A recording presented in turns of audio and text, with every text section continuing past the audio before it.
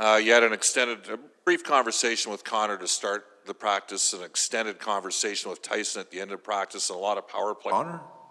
Just a little talk, or it was Gulletson actually with Connor, you with Tyson. Just a lot of work on the power play on a game day. Just a thought on, sort of trying to get that jump started right now for you.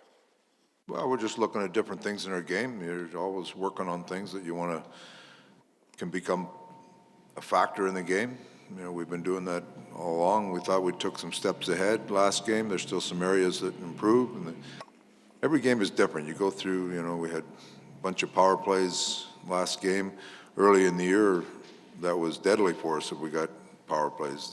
Didn't come through. So there's things there's experiences you go through in games like that you work off. When that doesn't go right, what else happens right? So you're trying to build your game all the way through it. And we have those conversations with players about that all the time.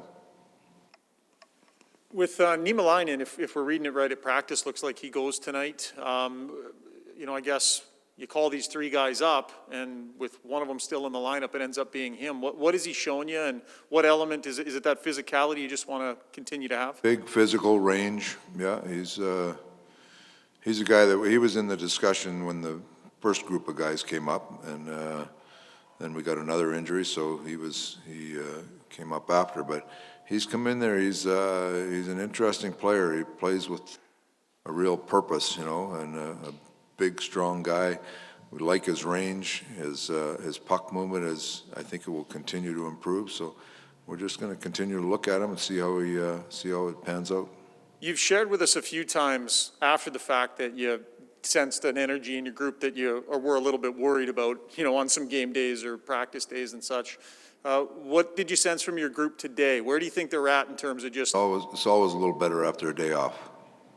You could mark that on your schedule. When they get the scheduled days off for them, you're going to get energy the next day. So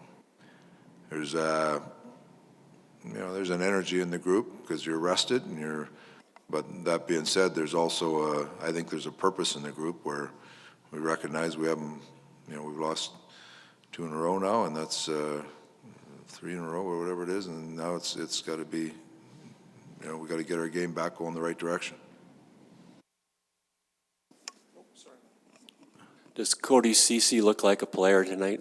Looks like it. I haven't talked to him. We were going to wait and see when he comes off the ice, but he had a good skate yesterday. He's been, normal for over a week now, working out at home and stuff, and so he came and had a good skate yesterday. He says if he gets through the skate here this morning, feels good, he could be a player. He's been cleared to play and everything. So how does a player stay in shape for a week when he can't get on the ice?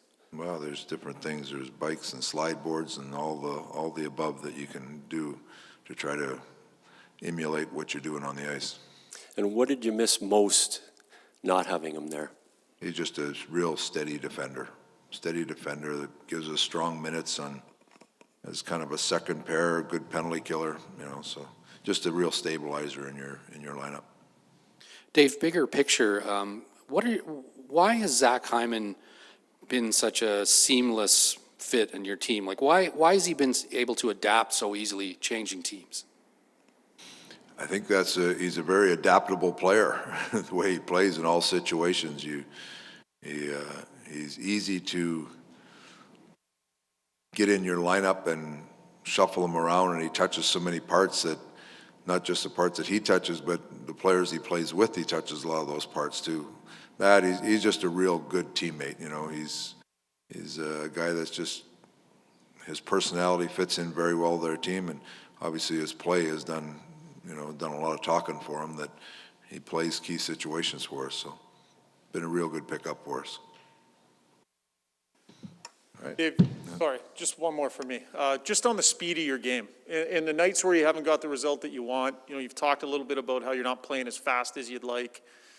Is that a common denominator when you're not getting the results? Is you're not playing as fast as a group? It can be a common denominator because you don't feel like you're playing as well as you can. But we've had some games where I thought we've been slow and we still found a way to win. So it's but you're trying to play your best. Like when we're at our best is when the game is fast. We want to be fast, not just fast on the rush to create offense, but fast to shut things down on defense, fast to get to loose pucks. Those are the areas when we're playing at our best. That's what you see in our game. When you, I think with our group, when you watch the video and we slow down, especially in the LA game, our whole group was slow. We were fatigued. Like it was a late night coming back, and it's not an excuse. Still got to try to find a way to win that game, but we're at our best when we're quick.